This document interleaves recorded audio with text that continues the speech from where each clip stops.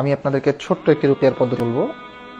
মোটামুটি টানা 3 থেকে 5 মাস এটা করতে পারেন, আপনাদের জীবনের অনেক অনেক সমস্যা চলে যাবে ইনশাআল্লাহ। যখন প্রতিদিন সকালবেলা ঘুম থেকে উঠবেন, ঘুম থেকে ওঠার পরে সালাত আজকার শেষে আপনারা 2 লিটার বা 1.5 লিটার একটি পানির বোতল নেবেন। পানির বোতল নিয়ে নিয়ত করবেন যে আল্লাহ, আমার উপর যদি কোনো জাদু থাকে, কোনো বদনজর থাকে, হাসাদ থাকে বা কোনো জিন শয়তানের সমস্যা থাকে যা আমার জীবনকে ধ্বংস করছে, আমার ইমানকে ধ্বংস করছে, আমার আখলাককে ধ্বংস করছে, আমার পরিবারকে ধ্বংস করছে, অথবা আমার পেছনে এমন কোনো চক্রান্ত আছে জিন শয়তান অথবা মানুষের যা আমাকে শেষ করে দিচ্ছে ভেতরে ভেতরে, আল্লাহ আপনি সেগুলোকে ধ্বংস করে দিন, আল্লাহ আপনি আমার জন্য যথেষ্ট হয়ে যান।